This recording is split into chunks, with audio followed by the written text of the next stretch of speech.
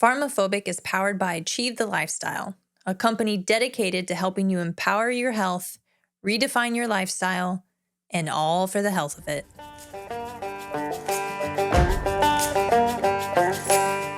You're listening to PharmaPhobic, where we challenge the state of health in America.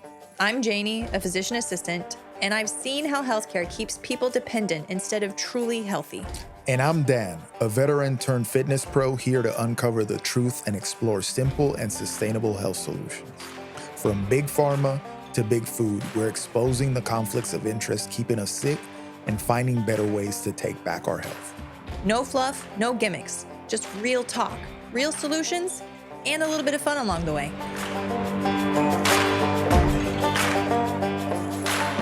Hello there, welcome to another episode of PharmaPhobic, where we help you achieve the strongest, healthiest, and most capable version of yourself.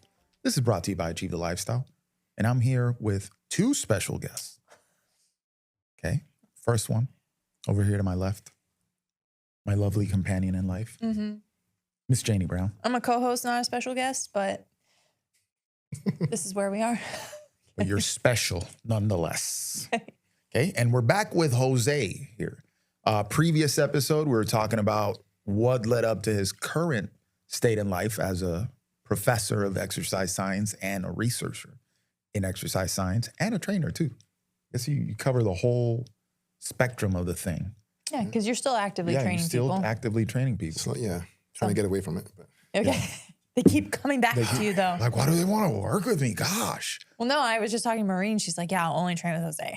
I'm like, okay. Well, I mean, I think that says a lot too, because that keeps you keep your finger on the pulse. I know you've worked with a lot of pro fighters, boxing and MMA.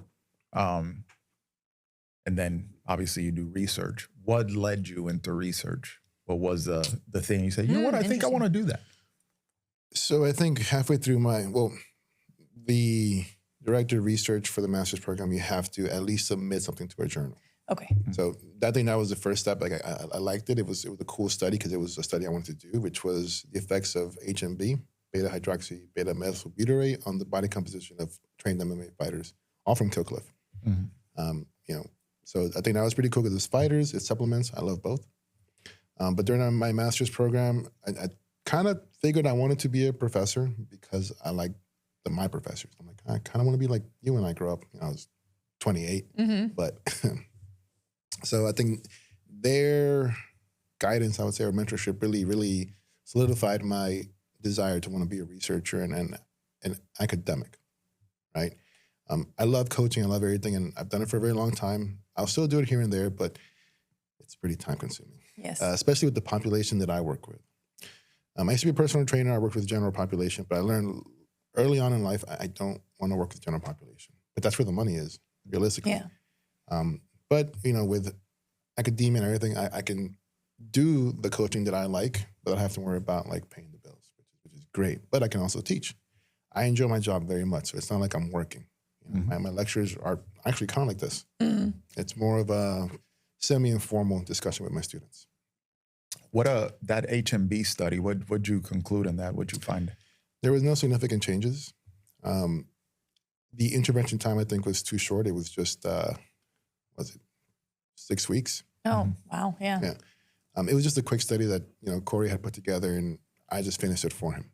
I remember that was really popular back in the day, like the creatine HMB combo. We're talking maybe a little, like 10 years ago, that was really popular thing. HMB, I think under better circumstances, is pretty beneficial because HMB is the metabolite of leucine, which is essentially the most important amino acid if you're counting because it helps improve muscle protein synthesis. Leucine metabolizes the HMB. HMB is directly responsible for stimulating the mTOR pathway to improve muscle protein synthesis. Okay. I always tell people it's the closest thing you can get to a steroid without being a steroid, and even then, it's not even close to what a steroid can do. Okay. But we did a study on the women's volleyball team. It was a 10-week study. Gave them 6 grams of HMB every day, and then a placebo. The intervention group saw a 11% or 13% increase in lean muscle mass, which is a lot. That's significant. Yeah, especially for like a woman, that's a lot. Yeah, right? That is a lot. Now, why, if HMB is a metabolite of leucine intake, what difference does it make versus taking leucine or inducing, upping your leucine? Simply cutting out the middleman. So the amount of leucine you consume does not dictate the amount we'll metabolize to HMB. So if you can just directly take 6 grams of HMB, you don't have to guess if your leucine content will give you that amount of HMB. And what does your body do with excess HMB that it's not able to, attach? It's like any other vitamin. The abortion rate on used things are pretty high. Okay. That's why when you take a bunch of vitamins, you have that highlighted green pea. It's just an expensive cocktail. So, Yeah. Yep.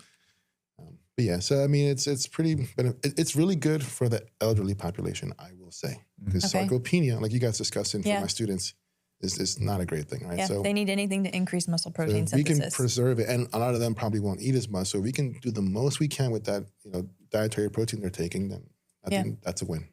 Yeah. Well, you know what? I didn't consider that. Well, that makes sense supplementing because- with HMB when you're older. Well, because I encourage a lot of older people to do BCAAs, leucine's in it, right? Yep. But like you said, they still have to metabolize it. And so, I'm going to put that one in the back burner for when I'm 65. That makes sense. And or maybe because a lot of your client population is above that age, you can make that recommendation.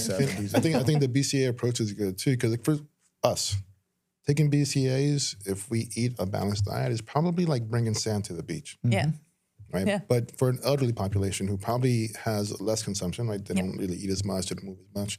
BCAAs, just those 3 amino acids, leucine, valine, and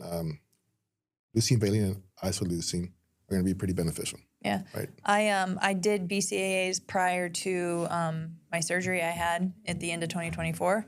I did it leading up to and then after, and then I just stopped because I was like you said, it's bringing sand to the beach, but I was like, I'm getting ready to have surgery. There's going to be a higher demand, so let me get this in there.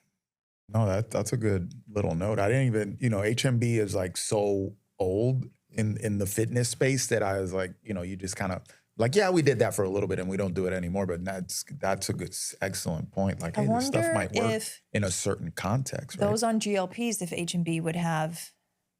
It would help. Anything that can preserve lean mass would help. But I wonder if it's like, how much do you need to counteract the effects of the GLP, which is just driving down caloric intake, right? So that's the main thing.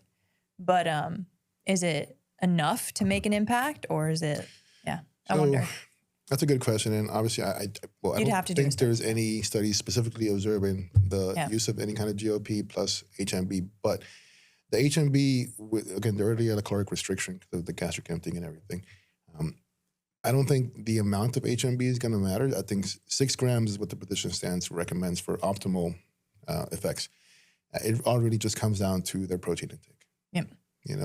The mechanism of action of a GLP is never to reduce lean mass, right? That's just an effect of not eating. Exactly. Yes. People can see a preservation of lean mass if they stay on top of their macros, but how many people are going to do that, and how many people are taking GLPs because they're too lazy to work out? If you're too lazy to work out, you're probably not going to count your macros, right? Well, unfortunately, a lot of people, and we don't have to go into this because this isn't what we're going to do, but a lot of people are given GLPs when they're already at a caloric deficit, and they've just been at a caloric deficit for so long.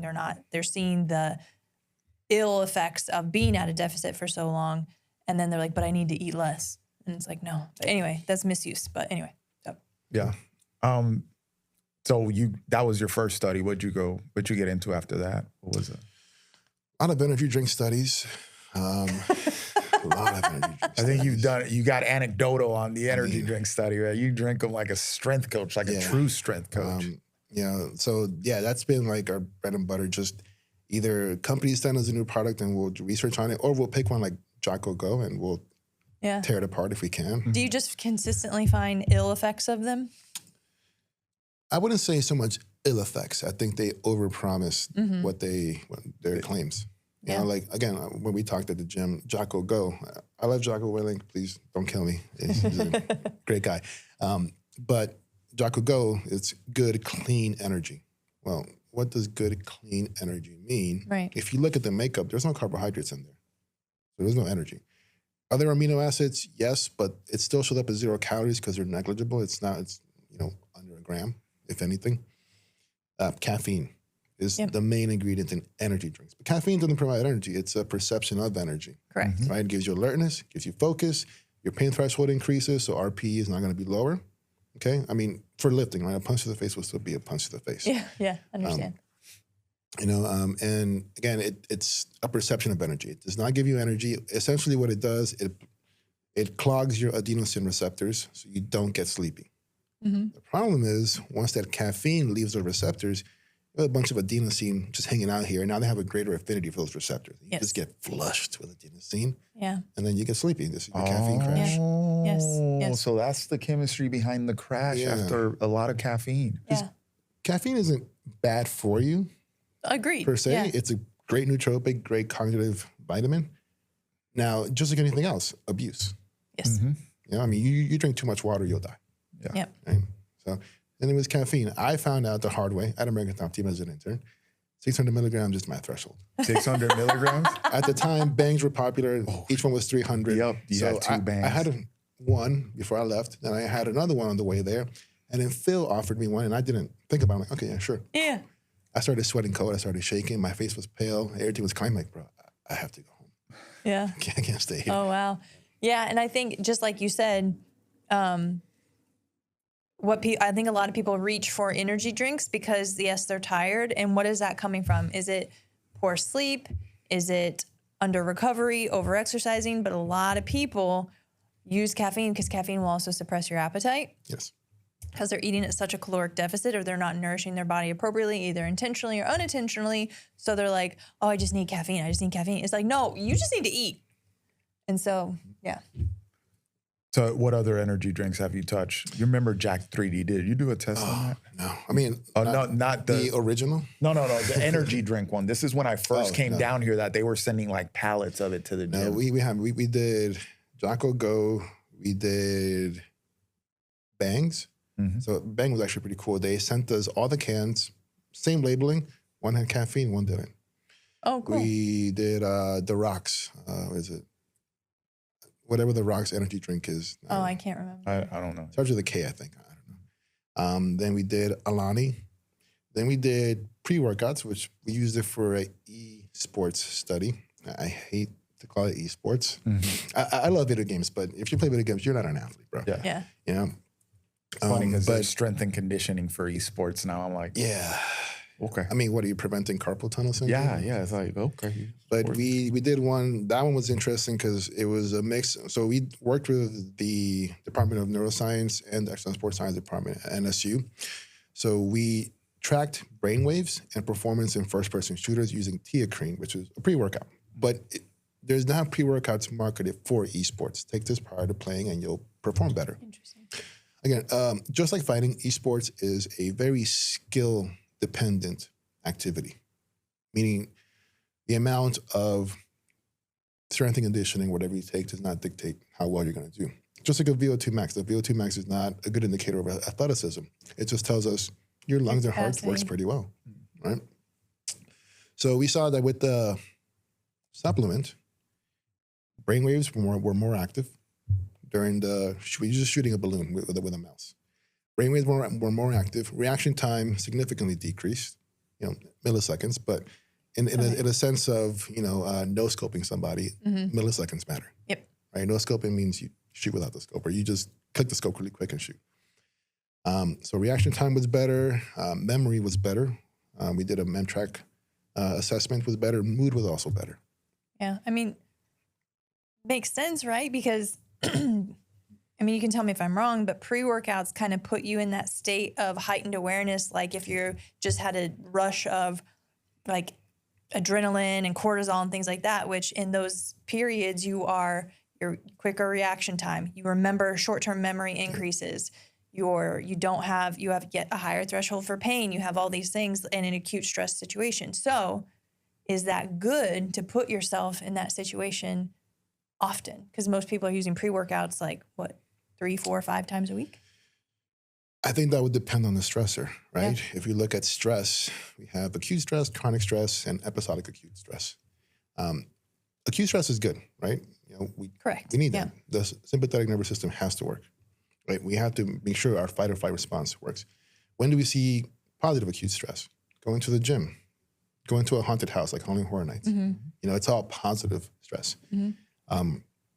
Negative acute stress, getting injured, work, an argument. Episodic can be both good and bad, right? So episodic would be gyms 5 times a week at this specific time. It's acute, right? Or work, ruins your day every single day you go. Yeah. That's negative episodic. Chronic, regardless whether it's something fun or bad, is not necessarily good for you because then that cortisol is constantly elevated, right? Cortisol is a good thing when appropriate. Like, correct. Again, post-exercise, during exercise, in an actual fight or a present of a threat. But if you're just sitting down and cortisol is just elevated, people are going to play video games. They'll take pre-workout every time they play. Most people play video games every day, 8 hours a day. Yeah. You're essentially ramping up cortisol and all this other stuff every single day. That's not a good thing. We can see a decrease in the immune system. We can see change in mood, various different things. It can even lead to depression. Yep. All right. So what was the question? No, so I was saying, did you see people, well, you answered that. So if you do take the pre-workouts, you are getting that response. So you can get that response even if working out without the pre-workout. So is it good to load on something to exaggerate that response? Me, personally, anecdotally, I would say no. I don't like pre-workouts. For me, maybe a little bit of coffee, which technically I guess with a pre-workout, but a little bit of caffeine, like a low dose, like a noon tablet or something. I can ramp myself up for the gym. Yeah. Maybe if I'm exhausted, I'll drink an energy drink, but I don't like pre-workouts specifically just because of everything they put in it. Not that it's bad, but a lot of it is time dependent and dose dependent. I'm just putting stuff in my body to put it in my body. You look at pre-workout, it has 3 grams of creatine. Well, I need 5. Yeah. Or it has your beta alanine, but it has 2. Well, I need 8 to 6. Yeah. I'd rather just do it on my own separately. Is it good? It depends on the person. From a physiological standpoint, probably not. At least, if a lot of people abuse it, right? Yeah. Yeah. Dry scooping, which is terrible. Oh, gosh. Or yeah. It says 1 scoop, I'm going to take 3. Like you seen the Ronnie Coleman video, like it says here 1, but I like to put 3. Yeah. Yeah. Well, but then there's your argument. He was 8-time Mr. Olympia, so. Yeah. Oh, but he also trained like a madman. Yeah. Well, he's also, we've had this conversation, that's how he made his money. Exactly. And at that point, your health becomes an afterthought for this goal. Whereas the general population, you don't need to lift weights or look a certain way because that's not paying your bills. Yeah, people ask me about pre-workouts. I'm with you. I don't like pre-workouts. Like I can, even if I'm tired, I know how to get myself going. And I'm almost at this point in training where I don't want to hype myself up to train. Yeah. I want to do it in a very calm state and then do really lift heavy weights in a chill mood, So that I'm not psyching myself out anymore. And that's an excellent approach because if you look at the concept of arousal and stress, there's optimal arousal. Too much is bad. Too little is bad. But everybody's optimal arousal will be different. For example, in the sauna, people like to blast metal, rock. I like put it on like Andrea Bocelli, like maybe some classical stuff or some vocalist, Yeah, I need to relax. That's my arousal level to stay in there. Yep. For the gym, I don't need anything super crazy either. Sometimes I'll put on a C.T. Fletcher speech. Sometimes I'll listen to something like a soundtrack from Lord of the Rings or something like that. Yeah. But yeah, it all depends. Arousal is very relative to the person, but it is an important concept to understand. Yeah. I figured if I go too high on it, I get tired quicker. Yeah. I blow up quicker. And that's something now that I'm older, 40s, with jujitsu too, if I get angry and something pisses me off, I'm done. I'm gonna get tired, which I don't want. So then I gotta be like, no, I gotta stay calm and I can do better. And same thing with the weights too. Yeah. I'm trying to get to that point. It's okay, I'm gonna squat 400, but I'm gonna be like, whatever, just squatting 400 is all good, as chill as possible. And then if I need to ramp it up for some other reason, then maybe I got 420 in me, With going back to the pre-workouts, most people are running on chronic stress, right? Yes. So if you were to track their heart rate and stuff, they're running hot. Their heart rates are a little bit elevated. And I always think about, let's say you're working after work, you leave your office, run out of your office, all these emails, I was dealing with all this nonsense, get in my car, white knuckle it to the gym, and then you get to the gym and you're like, boom, pound of pre-workout. It's that's not gonna end well, my boy. Maybe today it felt great, but in like 2 years, that's not going to feel great anymore. And that's where my mind goes to with pre-workouts. I'm like, just skip that, you know? Yeah, it's like, I mean, sometimes you need it, right? Sometimes. Just like sometimes you get home from work, you need a cold beer. Yep. Having that every single day, multiple times a day, not a good thing. Right. But sometimes, it's nice. You know, like, again, I don't need to be super hyped up. I don't like pre-workouts, but like doing a team lift, for example, that's fun. Oh, yeah. You know, it really ramps everything up. Mm-hmm. But do I want to lift that way every day? Probably not. No. Also, I don't want to have to keep taking weights off for Kaylin and Jack. That's a lot of work. Yeah. Shots fired. Man, those team lifts from back in the early Peru strong days. That was fun to watch. Those were fun. I have some videos of those still. I mean, I lifted the heaviest weights I've ever lifted just because we were like, let's go. And then you had Rob in the back yelling, come on, only way is up. Thank you. I didn't know. Yeah. No, I want it on me. So fun. Yeah. Something to be said about environment, loud music, bunch of dudes sweating and cussing. And it's like, yep.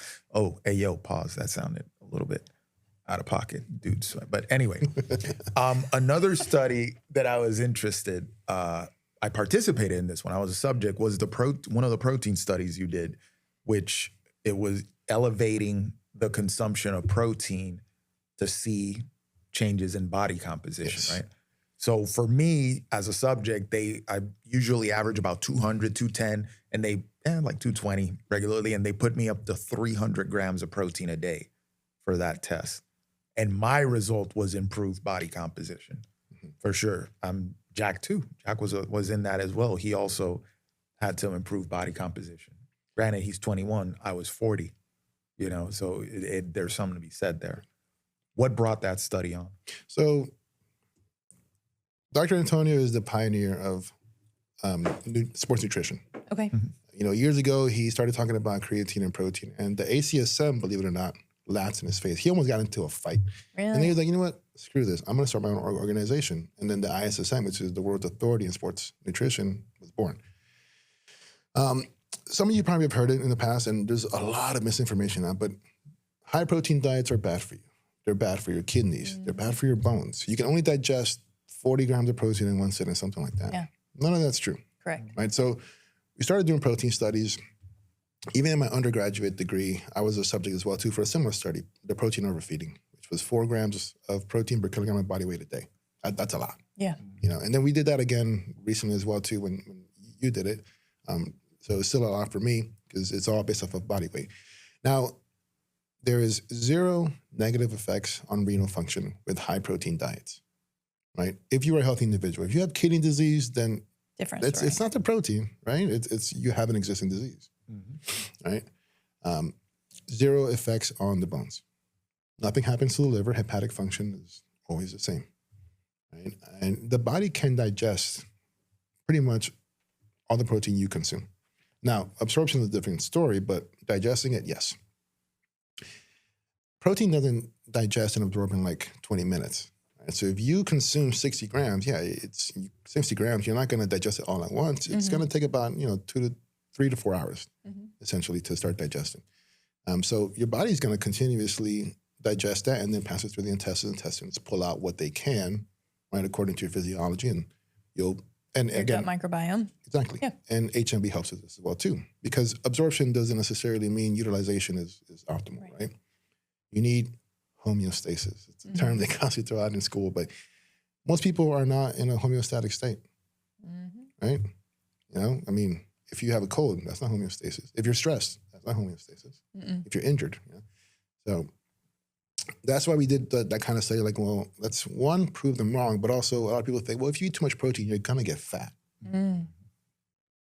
You saw you didn't. Yeah. We saw in the final results, no. The protein group actually saw an improvement in lean mass and a reduction in body fat mass. This is why body composition increased. Now, why does this happen? Well, I think the simplest explanation for external validity for like the general population is if you consume more of one specific macronutrient, chances are you're going to consume less of the others, right? So you're essentially not putting yourself in a huge caloric surplus. Unless you were like someone like me, I had to consume 500 grams of protein a day. I was putting 5 to 10 scoops of protein in the shake and just like drinking yogurt pretty much. Oh, yeah. Because in food alone and then teaching, I just couldn't do it. And no negative side effects other than, the thermic effect of food. I was constantly hot and sweating. Yeah. I felt a little slow here and there during digestion, but no, fat mass decreased, body composition, and my lean mass increased. Great. This is funny because obviously there's a lot of I feel like the eat protein movement has gained a lot of strength, but people, you tell them how much, because the average person eats very little protein. I mean, they barely break 100 look at the grams. RDAs for protein. They're stupid low. Yeah, and people, but it's almost like people have messed up their metabolism by skipping meals and all that, and their digestion and their stomach acid requirement to break down protein because they skip so many meals or eat too much trash. And you tell them to eat 100 grams of protein, they're like, oh my God, that's a lot. They're like, no, you probably need more like 150. That's like a meal. Yeah. But yeah, I mean, it's true. Most humans, especially in this country, underconsume protein and fiber, by the way. Yes. Fiber is a big one. Yeah. There's a reason why cardiovascular disease is the number one killer in this country. And also 70 to 75% of our population is either overweight or obese, including children. Yeah. So that's not a great thing. So I think protein consumption is very important. They recently turned the food pyramid upside down. I mean, I don't know why that wasn't done in the past. Like, why should a majority of our, food be carbs? Unless you're an ultra endurance runner, I don't see what you're doing. Carbs to then sit on your butt. Yes. Because Exactly. to then be super sedentary, have that many carbs. It's like the OG Gatorade recipe. Was good. Right? It's good. It's fantastic for athletes. Then I see parents buying their kids Gatorades to drink for lunch. I'm like, that's like 245 calories, a ton of carbohydrates. The electrolytes are fine. A ton of carbohydrates, which is great if he was about to use it or he has to replenish it, but he's just sitting there on his iPad eating mac and cheese and drinking Gatorade. I mean, don't even get me started on the coloring and all the dyes in it. But that's a hard one because people drink, I remember when we were back in New York during COVID and stuff, and I started doing this thing where I was judging people's carts. I couldn't help myself because I'm like, okay, I know all the comorbidities of COVID. Why we're wearing masks and why we're doing all this nonsense is because these sickly people can't handle a cold. So then I'm looking at people that are making themselves sick, right? And I'm just like, oh, I want to throw your shopping cart out and make you eat vegetables and meat, but people that clearly don't work out and they have cases of Gatorade in their thing. I was like, man, you're really messing yourself up there. Yeah. That's way too much. Now, going back to the protein thing, because this beats the point home. So I ate 300 grams of protein for how long was that study? Was that 6 weeks? I think it was either 6 or 8. Yeah. It was longer than it was pretty long. And I eat a lot. Like I eat 4 meals and, those were pretty high 8 ounces of meat here, 6 or 7 here. And then I supplemented with 2 protein shakes a day. I dropped, my body fat went down and I'm already pretty lean. And it was pretty surprising that even in somebody lean had that effect. Now, do you think it would be the same thing if somebody had the opposite, if they weren't lean? It's situational, but in the, let's call them regular subjects that we had, they also saw improvement in body composition. And I think a lot of it is a placebo effect because you're saying, oh, supplements, yes. And the mind is strong. If the mind thinks it, the body will eventually will it, right? But I think it's the essentially reduction of all the other macronutrients, right? So probably eating less because they're too full from protein. And protein and fat will create the most satiety, so you'll probably eat less carbs. If you're eating meat as your main source of protein, like steaks, fatty steaks, you're going to feel pretty full pretty quick. Fat and protein, right? Carbs, great, but they won't keep you satiated as fat and protein would. Yeah. There was very little that we saw other than the control group that we saw that had either no change or a negative change in body composition. There's something to be said there too, because the payload with protein of calories tends to be less, right? More high protein, but at lesser calories than when you start dealing with the carbs. It's like you can get out of control with this much, gives you this many calories. Like pasta, for example. It's like, oh, I'm going to eat, 300 calories of pasta, and it's literally like 3 things of penne, you know? Yeah, it's like the vegan argument. You can get the same protein from broccoli. I'm like, okay, but a chicken breast this much, or 5 pounds of broccoli. Exactly. Yeah. That's something that I always consider with people that are on vegan diets. I'm like, look at what you got to eat to get the same amount of protein, and then don't even talk about bioavailability. All of that heme versus non-heme iron and all that stuff. That's a big one for vegans. Yeah. And what I think a lot of people don't realize is that for for plant-based sources of protein, most of them aren't complete proteins like meat or animal meats aren't. So you have to blend, which if you look at old school way of eating, why do you think rice and beans go together? Exactly. Yeah. That's the best example too. Yeah. Now the carbs that you're going to get from a rice and beans. No, but I'm just saying, agreed. But, and then that's the problem with plant-based protein powders. People sometimes are like, I use a pea protein only. And it's like, no, you're better to get a blend because that way it's complete. Correct. And most of them, so if people are going to go with a vegan, which I'm not against a vegan diet, it can be sustainable if you know what you're doing. And it's hard though. It is very hard because let's say, like to your point, you go buy a plant-based protein, which nowadays most of them should be great. Right. Some of them are not. Some of them are just fads and stuff you find at like Whole Foods. But look at the leucine content. What's the leucine content on the plant-based protein? That's probably the most important marker to look at because the highest naturally occurring leucine content is whey and then casein protein, both milk-based, animal-based proteins. Then it's like meat, eggs, and then you get to your soy. But even then, look at your protein. Do they have at least 2 grams of leucine? Then it's probably a good protein if you want to supplement with plant-based. But don't just buy it because it's plant-based. Understand what you're putting into your body because deficiencies are real. Yes. B12 is another one. It only sourced from animals. Iron. You can get it from nutritional yeast, which technically, as my wife being a wildlife biologist will tell you, yeast is still a living thing. It's still an animal. It's an animal. It's not a plant. But whatever. Like it's a matter of ethics or it's our ancestors. No, I'm kidding. But yeah, B12 is another one. B12 is responsible for helping us create red blood cells and turning food into energy. Yep. And then iron, heme iron, which is just blood iron, is what we're going to really absorb versus non-heme iron being plant iron. Yeah. And also, when you were talking about with muscle protein synthesis being able to absorb protein, then convert it, I get a lot of that with iron.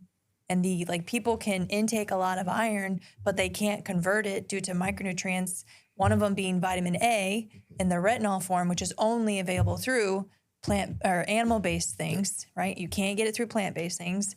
And to convert it to ferritin, which can then be used, because some people have great amounts of iron, but their ferritin's low, but they're not anemic. So everyone's like, it's fine. But it's like, no, they're missing a lot of things to help convert iron to a usable form, and you need to eat animals for that. Yeah. Honestly, I think any restrictive diet is a very poor approach. Yeah. Carnivore, not great.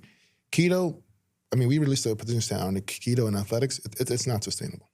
And most people are never in ketosis. Most people who get into ketosis kick themselves out because if you eat too much protein on a ketogenic diet, you go through gluconeogenesis, you create more glucose, boom, out of ketosis. Well, I think that the keto diet and you can speak more to this if I'm not correct about this, but for things like epilepsy, for a medical condition where the keto is therapeutic for that, I think it's worth it. That is the original But and then also, if you have epilepsy and a keto diet helps you, you're gonna be adherent to that because that's huge, right? But if you're just trying to lose weight and want to go on a keto, I don't think the pain of it is not worth it. In the sense of weight loss, it's not a diet. It's just calories in versus calories out.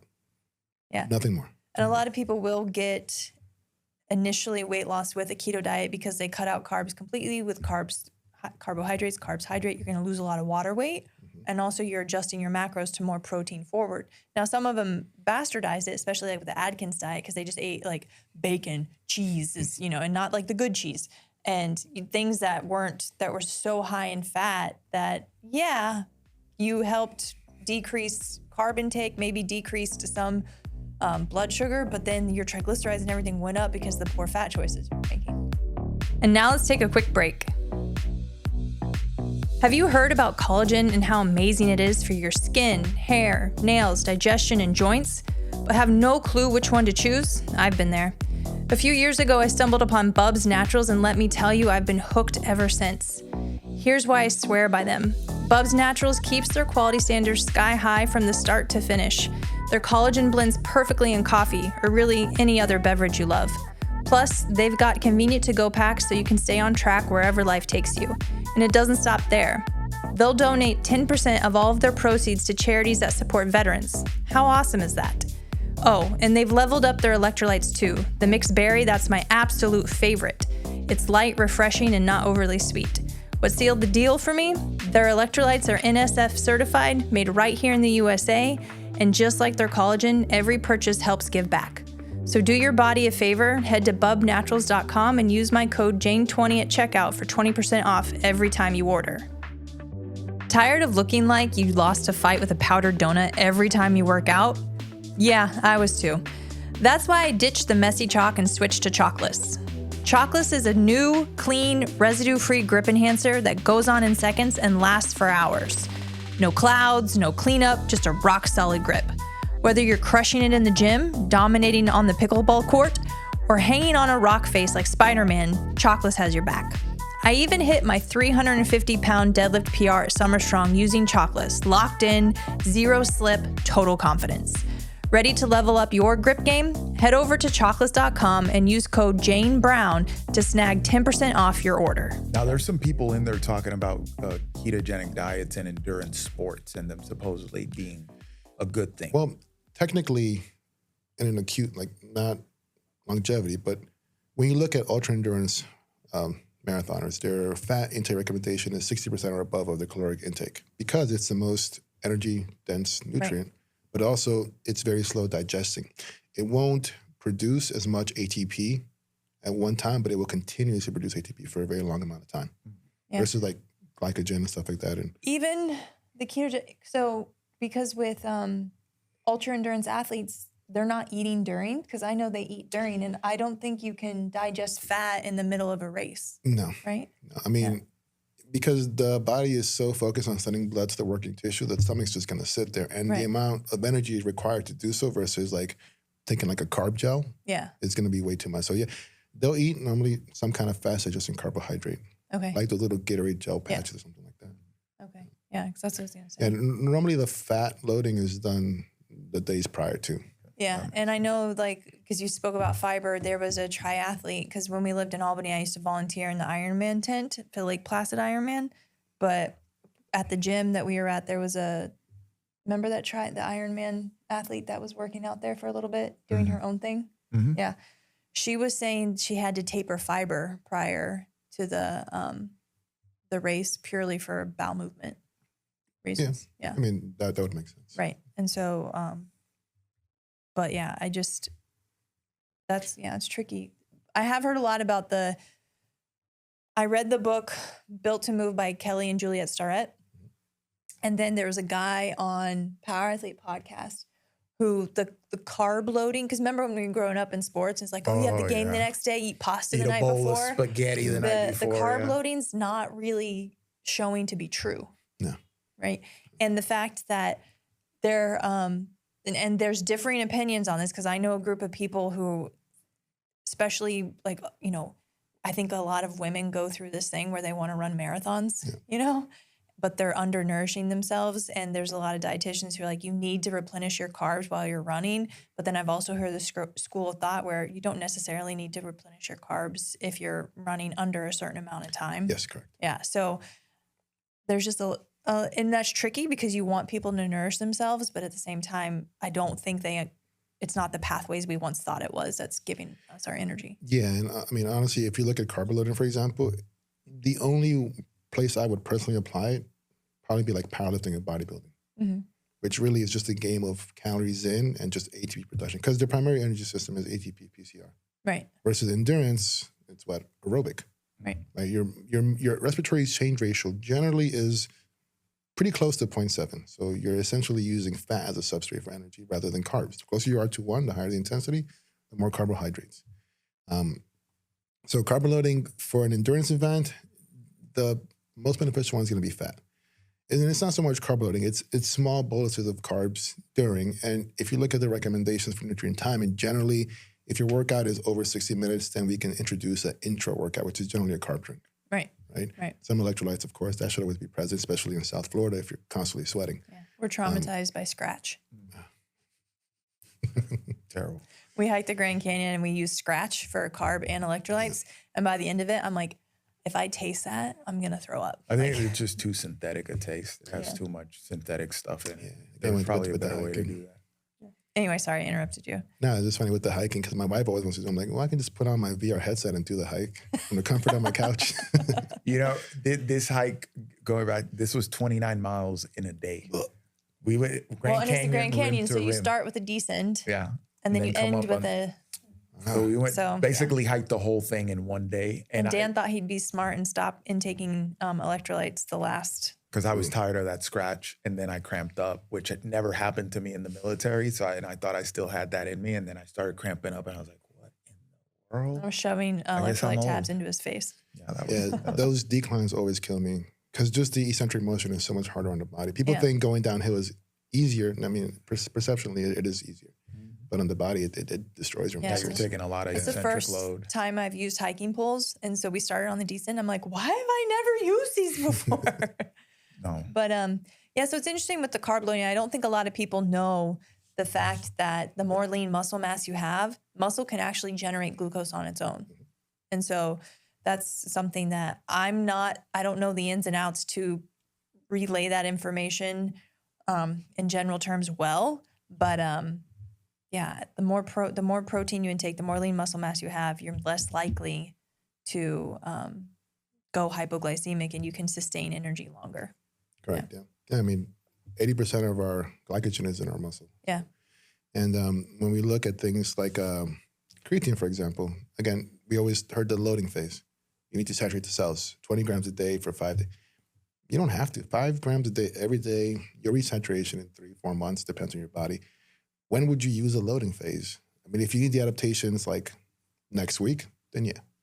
But people mess up their stomachs trying to, not that it's bad for you, but too much creatine can cause gastric distress because it doesn't really dissolve. So you have to build, Yeah. But we were at the collective again, and what's his name? Waldman. He's a researcher in Alabama. Yeah, he's at a college in Alabama. Yeah. He's a professor too. Yeah, and he was talking about the effects of creatine on the brain, especially in combat sports and things like that. And there's a guy who's did nutrition for some fighters, Durrett as well, and they're saying they want to have creatine in their fighters for brain health, right? But that also some people say it holds on to water. Creatine helps you hold on to water, and they're trying to cut weight, and so cutting it out helps them. And my whole thing was, well, if you super saturate them, does creatine hang out longer, but you won't get the potential water retention effects of it? You do this too. You handle weight cuts for a lot of fighters. That's an excellent question for him. Yeah. So what do you think? The amount of water so we got to understand what a hyper responder is and a regular person. Yeah, that's why I said potential, because it's not everybody. Yeah. First, we're like 70+% water. Yeah. So why wouldn't you want to retain water? That's my thought process for it. Again, especially in South Florida. But the amount of water you retain from creatine, generally speaking, is not that big of a concern for a weight cut, right? Some people are hyper responders. I see it more in women, especially for some reason, every female fighter I get gets their period fight week. Exactly. It's just and the first 3 days, they retain the crap out of the water. They're just freaking out. I'm like, well, just let it pass. Yeah. Let it pass. Don't freak out. But with the creatine itself, I will taper it off from fighters 2 weeks, sometimes 4, for various reasons. If I know they're a hyper responder and they do, in fact, retain water, and I measure that using the in-body. Mm-hmm. Right? It'll measure total body water, intra and extracellular. Some I just remove simply because you're essentially emptying your stomach, you're depleting your entire systems. Creatine, again, not bad for you, but it doesn't dissolve like sugar would or salt would. It's going to sit in your stomach. It might cause gastric distress. The last thing I need is somebody dry heaving during a weight cut. Right. That can cause a lot of complications. So that's the only time I would really remove it. There's been some fighters I don't remove it at all. And they're fine. Yeah. Yeah. But I think that Waldman said that it's not, if you stop taking creatine, it's not like your cells, especially like in the brain, get depleted from it. Yeah. Right. And so you can stop it. So if whether it's, psychological or they're actually holding on to water, you'll still reap the beneficial protection that creatine provides if you are to get hit in the head. Correct. Yeah. I mean, it's along with lithium, it's one of the substances we're looking at for potentially preventing things like traumatic brain injury and various forms of dementia. More so lithium for the other stuff, but creatine still seems to be promising in that sense. So, I mean, if you were to ask me, everybody should take creatine from the day they're born to the day they die. Yep, agreed. I'm not super happy with Thorne creatine because I think they started sourcing out of China, but they haven't been super transparent about it.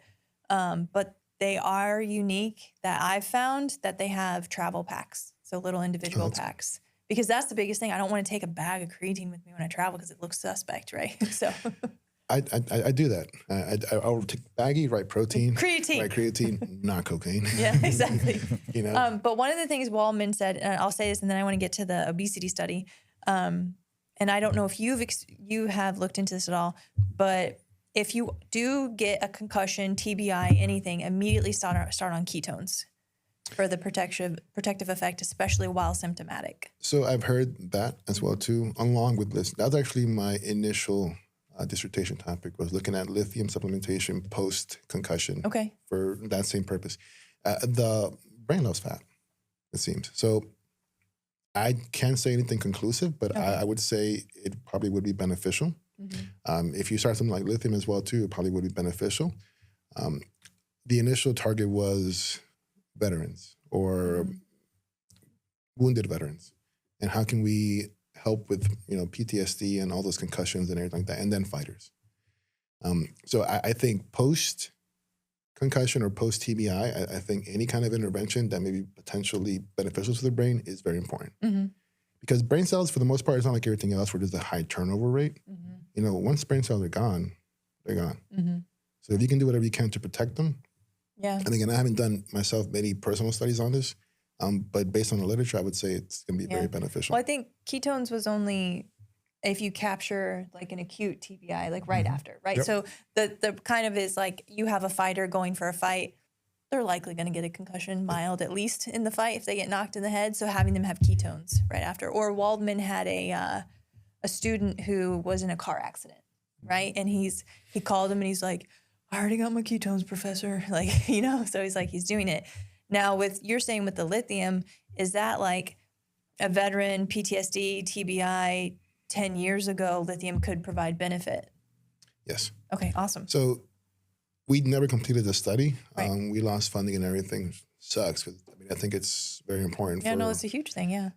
But it seemed like there's a specific protein that you would find in people post-concussion, post-TBI, stuff like that. And that's the protein that's being targeted with some kind of enzymatic process with the lithium that would help alleviate some of the symptoms of PTSD. Again, this is all our hypothesis. Mm-hmm. We never completed it, so I can't say for sure. But same thing with concussions and everything, the severity of the symptoms. Okay?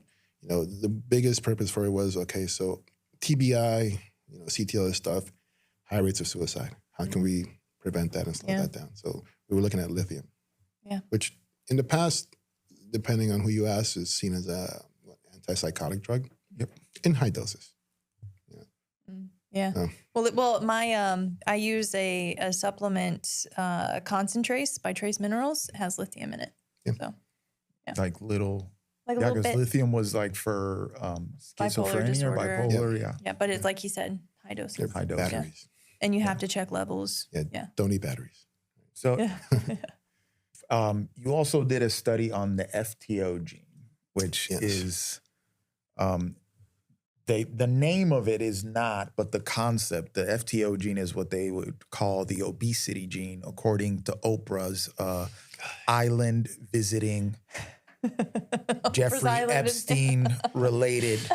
But she says she's got a whole YouTube channel dedicated to the obesity gene and all the research on this stuff. It irks me to no end that she's the one that's bringing this up and beating this up in the mainstream. And her little researcher person who probably doesn't know anything about nutrition and training or none of that she brings along, be like, tell them about the obesity gene, So what what did you see in your study on it? It's like, what were the parameters of it? Let's really. So initially, my research partner, Cassandra Evans, she actually just got her PhD. So congratulations to her. So she actually started this FTO study way early on, and I kind of piggybacked on it just to help her out. But then it was actually, I had many dissertation topics. This was normally what you put in dissertation, you don't present all of it. So I was going to take whatever she didn't present and present on it for myself. I completely changed it to something easier. But so it started with the overfeeding studies. Okay. So first she ran some surveys. She took salivary samples to look at the specific allele. So we did a little bit of genotyping. And then we essentially identified those who had the FTO gene, those who did not have the FTO gene. At this point, we're not looking at whether they're obese or not. Just do you have the gene? Okay. Essentially, the gene, fat trait obesity is the colloquial term. It's a specific allele that exists, I forgot, in one chromosome. I forgot what specific chromosome it exists in. But essentially, it's going to affect your satiety rate, meaning you won't feel satiated, whether it's, a flux of leptin and ghrelin in the stomach, and a higher predisposition for essentially gaining fat mass. Mm-hmm. Okay. So that's why it's called the fat trait obesity gene, meaning that you're genetically predisposed to be obese, which, by the way, just right off the bat, genetics do not dictate the weight that you're going to be. Yes. Okay. I mean, my parents were both shorter and stronger than me. As a matter of fact, my family are my biggest inspiration because I see exactly what I don't want to be. Mm. They're great people. I don't want to be small, weak, or sick, or fat all the time. So if you would look at my parents, you wouldn't think I'm their son. They're both under 5'5". Okay. I'm not that tall, but 5'10". Yeah. So we started looking at it, and then we started looking at essentially food surveys and questionnaires. We did some qualitative studies on the people who have the gene and what their habits are and their relationship with food is. Initially, we found out that, okay, people who have this gene and are obese have a very poor relationship with food. Whether or not you have the gene, that already is a cause for obesity in most cases. Then we're like, well, some people have it and they're not obese. Let's compare the two. And it all came down to a matter of behavior and routine. The ones who have the gene and are obese generally practice poor nutritional practices, were not very physically active, had other comorbidities. Mm-hmm. The ones who had it and were not obese exercised regularly, were pretty conscious about their nutrition, right? And, that's really it. Mm-hmm. Well, another thing too we tracked is sleep. Sleep is a huge thing, which any study you do that has to be with physiological changes, you should always track sleep, right? Because even if you exercise, eat well, do everything, if you don't sleep, none of that matters. Exactly. Right? So, I mean, to the point of Oprah, she's saying that she was obese because of the gene. No, you're obese because you have a very comfortable life probably, and you don't make very good choices. Yeah. Well, that, and you could say that people, especially when she was doing her show, I mean, I will admit that's probably a lot of time, right? Preparing and all the things. So how was her sleep? She never talks about that. Well, she also has a history of crash dieting that's played out in public. She did that liquid diet for 4 months and lost 60 pounds. This is back in the 80s she was doing this. So she's got a very, Weight Watchers and all this stuff. She's got a history of jumping on diet fads, or at least promoting them, and losing all this weight and then gaining it all back and then losing it again and gaining it all back. Like, does nobody ask her, like, hey, have you considered exercising? Yeah. Like, you're doing everything. Well, she's strength training now. Yeah, in her 70s. Because she has to. If not, she's going to get osteoporosis. Well, there's a picture of her floating around recently that I'm just like, there's that. No, this is like a more recent picture. She looks very, very gaunt. Like she's like disappearing. She's got to be careful. And people with darker skin too, you're not going to absorb vitamin D as well. Ooh, yeah. So osteoporosis, and you're a woman, and you're on probably some kind of drug to help you lose weight. You're going to see some. Oh no, she's on it. She says that the only option you have when you have this FTO gene is to be on GLPs, which I don't know how much Pfizer or I'm Moderna. Not on GLPs. I have the FTL gene. Yeah. All that means is, November, December, January, I get a little bit fatter. You're just, preparing for that hard winter. Yeah, exactly. Exactly. I mean, maybe that's what the gene was for. Yeah. So she says something about food noise. And then what I read in your study was that people with the gene have a propensity to want to consume more higher carb foods, refined sugars, but they also tend to eat when they're not necessarily hungry. And so they're seeking food when they don't have necessarily a need for it. And so did you find that even with the people who had the gene but weren't overweight, that they tended to eat more, but they just made better food choices when they ate more? Or was that not? Yes, we did see that. But again, they were very conscious of their choices. So, if they splurge this day, then they'll do some kind of method to make up for it elsewhere, whether it's exercising, whether it's a fast or something like that. Okay. And then some of them had those cravings, but they didn't act on them. Like, they're like, oh, I wish I got a bag of gummy bears right now. But they didn't. And again, it all comes down to the choices you make. Yeah. And I understand that even when you said that they have that gene caused them to have a mental drive for that, right? But they don't necessarily act out on it. And I had a conversation with a patient who was telling me it's all about willpower. And I'm like, I disagree with that. Because whether or not you're aware that you have this gene, but if you know, like, hey, I have this wicked family history, or I myself have hypertension or diabetes, it's my responsibility to make, even though I want other things, I know that that's going to be bad for me. So I'm going to make a decision to have things that are good for me. And so I think it comes down to people need to be aware of how food impacts their body. I don't think a lot of people are aware of that. And then I was telling Dan, how much does it suck for people who have that gene and have that propensity to want to eat poorer food choices in a country that we live in where food chemists are making foods to be addictive, for you to want to eat more and not able to control your consumption of. So it's like a little perfect storm for these people who have the gene. That also, does food selection matter, like food quality in this regard? Because I'm thinking, there's this theory out there that a lot of the overeating is not necessarily based on willpower. It's based more on what you're eating. Like if I'm eating chips that have no nutritional value and no protein to them either, and you add the engineering effect, that fact that it's engineered for you to keep eating them, versus I'm hungry, I'm gonna have steak and I don't know, some rice and beans, high fiber, high protein, a little bit of good fat in there.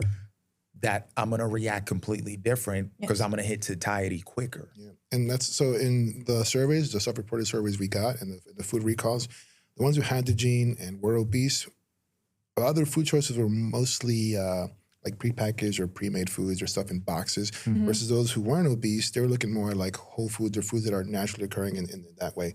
They're not taking any processed stuff or stuff like that. So food choices absolutely does matter. Yeah. Right? Because you may think, oh, I'm getting these vegetables, whatever, and then you look at it, it's full of preservatives, full of like hormone, like, it's a vegetable, but healthy doesn't mean low calorie. Healthy doesn't mean it's going to make you lose weight. It's just that it's good for you. Understand what's actually in it for you to consider it healthy. Because I think one of the biggest scams in the world is the term organic. Oof.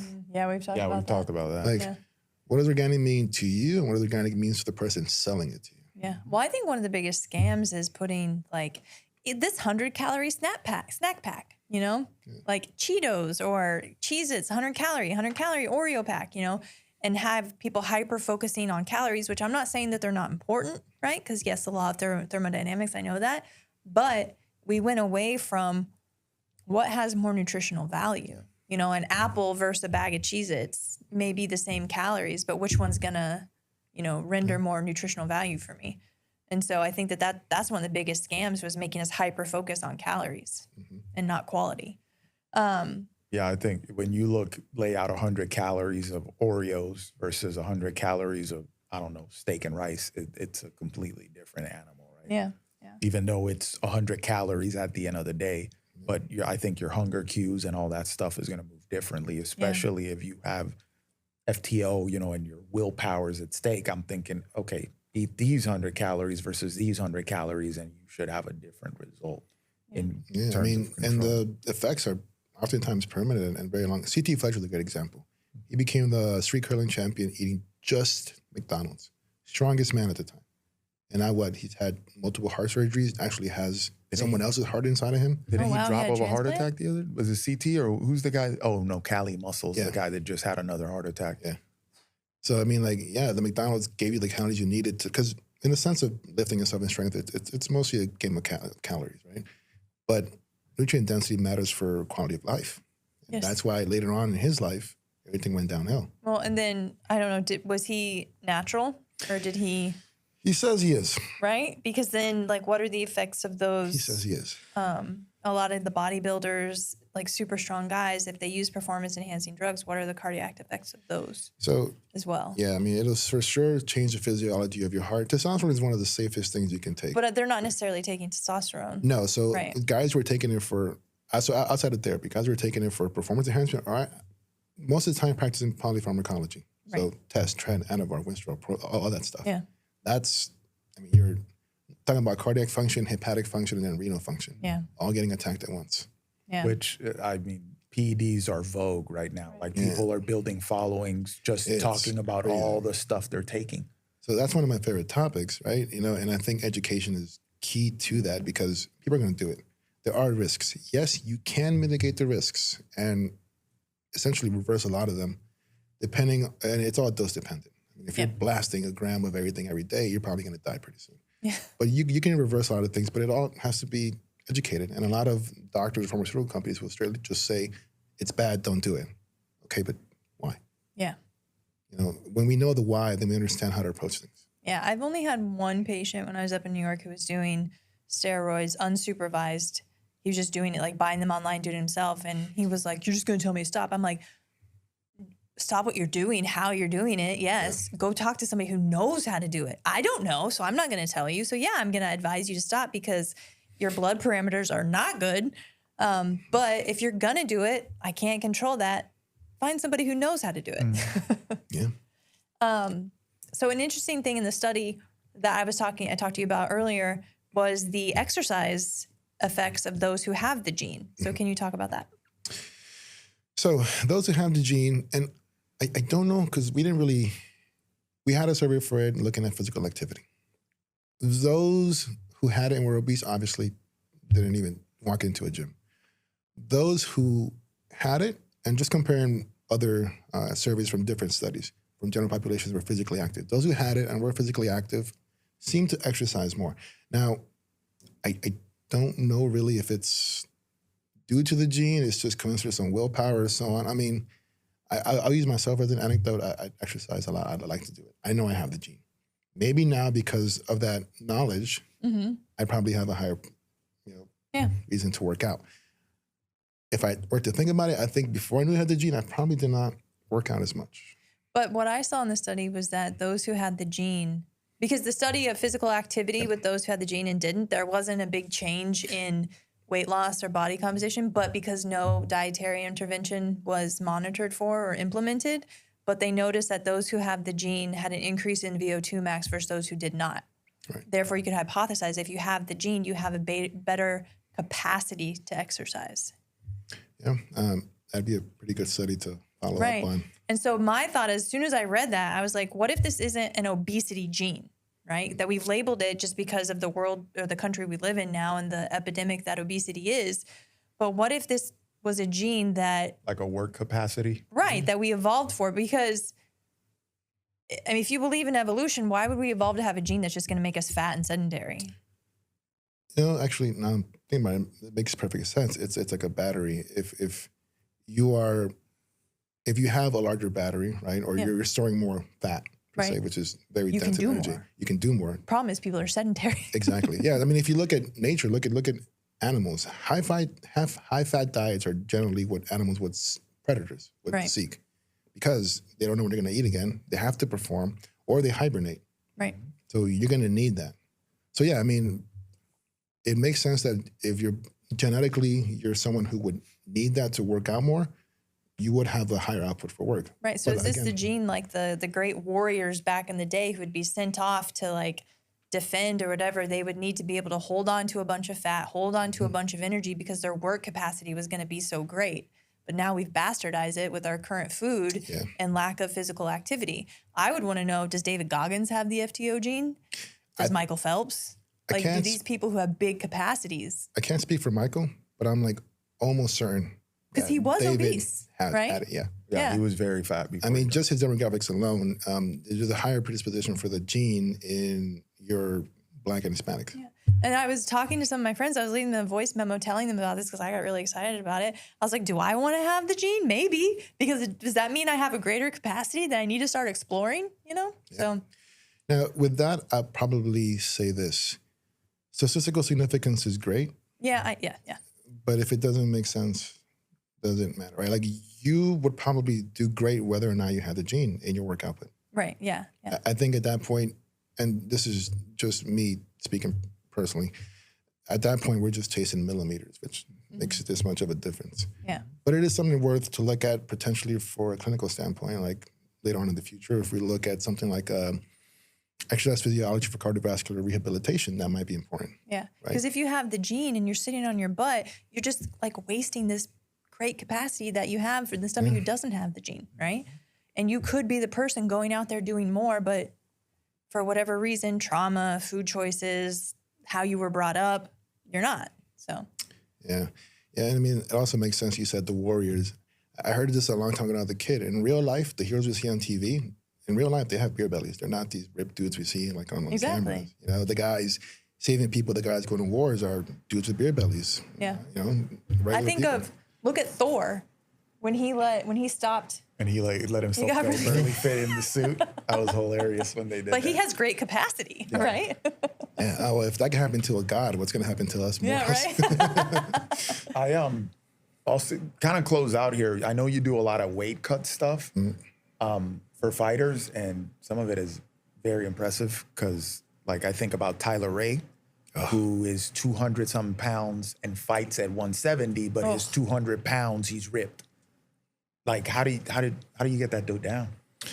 Well, and people also think about weight cuts. They think about extreme like caloric deficits, but it's like you're feeding them pretty well. But they also think about a weight cut is short, right? It's like 2 weeks out, but really it's months. Yeah. So I mean, it depends obviously on body composition. You know, if we have to address body fat, but for Tyler, no, he's probably walking 10% or less most of the year.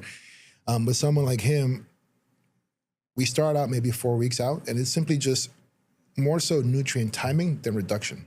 So we're using those carbohydrates around training. We're really smart about when we fuel the body, right? So we're not storing anything, but we're also not, because they train all the way into fight week. And we know if you're depleted, non-contact injuries happen, contact injuries happen. Right. So we really don't reduce calories or macronutrients too much going into fight week. We see reductions more so during fight week. Maybe we'll make slight reductions of carbs, 2 weeks out, and I'll ask, how are you feeling? Do you feel like you're recovering? Do you feel like you have energy? Yes? Okay, perfect. We'll keep it like this. No? Okay, let's increase carbs a little bit. And then the weight cut itself is not a matter of fat loss, right? It's dehydration. The great thing about Ray, or Tyler, is that he is very muscular, right? And glycogen, right? One molecule of glycogen binds to 3 grams of water. And his muscle is full of glycogen. We have a lot of water to pull from, right? So he has had hard cuts in the past. Now, I think it's more so attributed to one of the sponsors Kill Cliz has. I won't name it, but it's this little shot they take. And I've had 3 fighters had a really hard time losing weight when they're on that, specifically water weight. Okay. But with someone like him, it's just more so water manipulation, making sure he's not increasing body fat. And then the biggest mistakes people make is removing carbs or reducing them too early, and then cutting out sodium too early. With him, the first time I saw him cut weight, I was like, wait, this dude is what? He's a welterweight? Yeah. I mean, he's like 205, lean, like you could see the 8-pack. I'm like, how the hell do you get this guy to welterweight? Yeah, the last fight we did for PFL, I think he came to me at like 209. We entered fight week at about 190. Yeah. And then by the time we did the weight cut, we only had to cut about like 15 pounds. And do you mostly do that with manipulating water, sodium, or are you doing like saunas, like sweatsuits, things like that? So just for the actual acute weight cut, I'll do sauna and sweatsuits or sauna suits. I don't recommend any athlete ever use a sweatsuit or a sauna suit, right? Outside of trying to cut weight, because sweating doesn't necessarily mean you're going to lose fat. There is a small metabolic process that will help burn fat, but sweating, you're going to have to replenish that water anyways. Right. So you're just sweating to sweat. Or maybe you want to do it for your skin, then that's a good reason. Like a detox, right? Yeah. But I mean, I see fighters, 2-3 weeks out and shadow boxing in the sauna suit. Yes. Why? All it does, when we were doing jiu-jitsu at Killcliff, there was this guy who was shadow boxing all the time in a sweatsuit. I don't know if he was close to a fight or not, but it was just like wherever he stepped, there was just sweat. And it was so annoying because it was just like walking to the locker rooms, it was like sweat. And I was just like, oh. Yeah. And then the sauna I use quite frequently. I mean, I think the sauna is good just for your cardiovascular health, period. But in the sense of fighters, acclimating is a big thing. I need at least 14 days of constant sauna use, 20 to 30 minutes. If you want to do more, fine, but don't kill yourself. Because when we do a weight cut, it's going to be intense. Whether you're in a tub or you're in a sauna, it's heat, and you're going to want to get out of there. So if you can get acclimated to a little more of the extreme, then we have an easier time cutting. Because if you're constantly going in and out, and you're cooling off, warming up, it's going to be hard. Yeah. It's going to be very stressful on the body. And then when they're sauning, they get out. Are you like tapering their water intake because you want them to replenish less water than they sweat out? So leading up to fight week, no. So they're probably still going to consume 2 gallons of water a day. So no, we're not tapering off anything in the sense of the time we're doing it for acclimating. That's simply just for the body to acclimate. Understood. Water has to be replenished. Now, fight week, we do start to taper off water. Okay. We have a situation in common, right? Because with a fighter that we both worked with, I'm not going to say the name, but I think it points to a greater problem within females. And this is, give you a little takeaway here for the ladies with caloric intake and, improving body composition. Because I think this fighter had high, if you're training for MMA, even boxing, your levels of activity are very high because you're doing grappling, you're doing wrestling, you're doing, striking, and then you're doing sparring days, and then you're doing your cardio, you're doing your strength and conditioning. So there's a lot of physical activity to recover from. But I think she was having a hard time dropping the weight. And when, I don't touch that. I was just doing the strength and conditioning part. But when I start asking the questions, her caloric intake was what I would consider low for the amount of activity that she had. And it was almost, and she was commenting to me how surprising it was that these other fighters were eating all this food and dropping weight still. And I was like, what are you eating? And then she started telling me, like, yo, with everything you're doing, like, I know your schedule. I'm like, that sounds too little. Mm-hmm. And then the weight cut became a problem, right? So what does that inform there? So with females, it's very complex. You can speak to this. You guys are very hormonally complex. Yeah, well, Dan always says we're like Formula One cars. And guys are like Toyota Camrys. Yeah.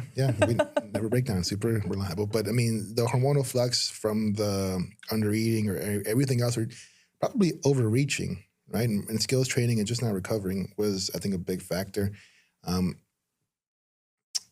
I think with her, I mean, yes. So I think in the first place, if she would have disclosed everything that was going on, I don't think she should have fought in the first place. Agreed. I agree. There was, some cerebral stuff going on that really should have been addressed. Mm-hmm.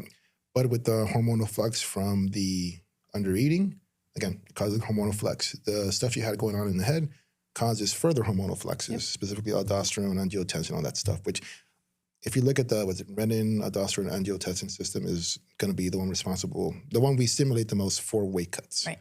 If that's out of whack because you're under eating and then you have something going on in the brain, you're probably going to have a really hard time making weight.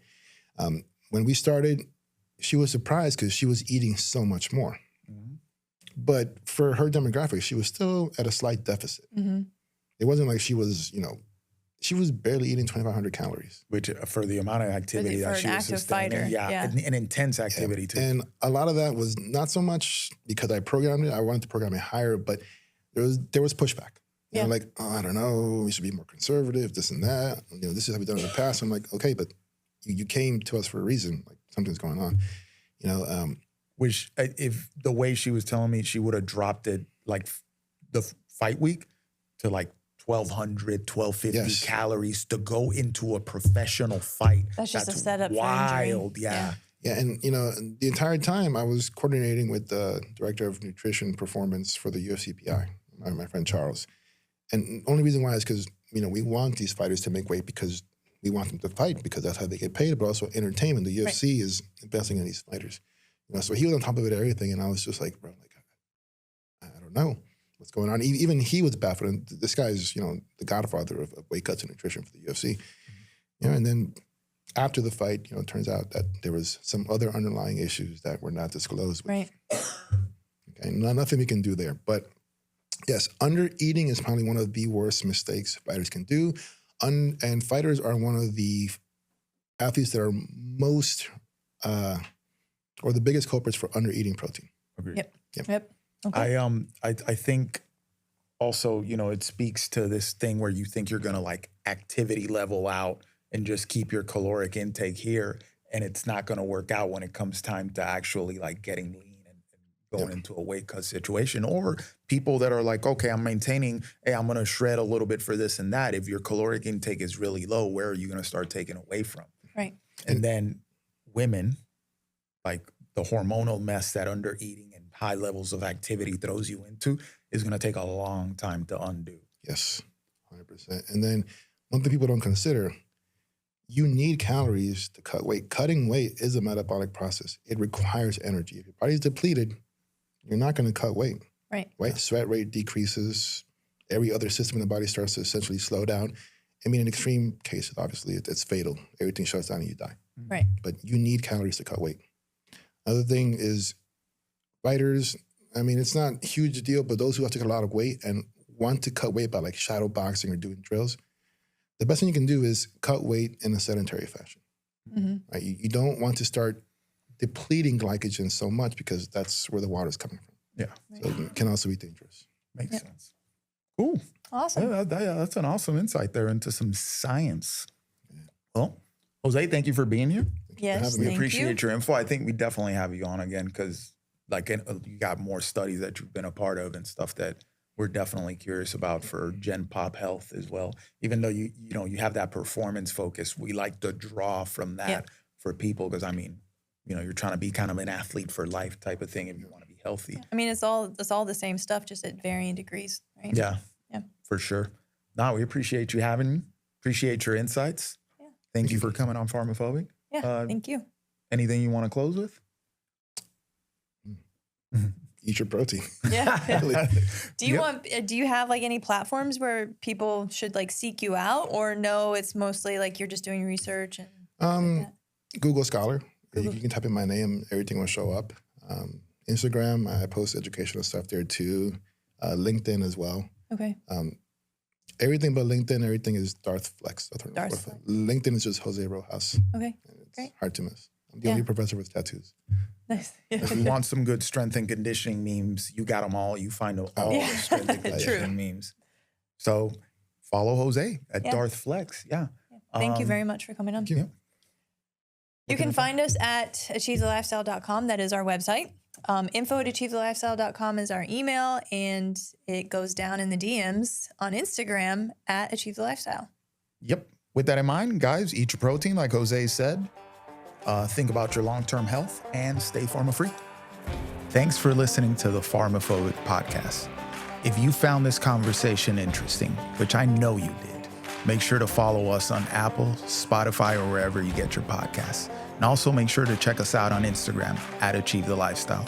And if you're interested in pursuing a stronger, healthier, more capable version of yourself, check out our website at achievethelifestyle.com. The PharmaPhobic podcast is for informational and entertainment purposes only. The views expressed are those of the hosts and guests and do not constitute medical, legal, or professional advice. Always consult a qualified healthcare provider before making any medical or wellness decisions. While we discuss pharmaceutical, holistic, and alternative health topics, our content is not a substitute for professional medical guidance.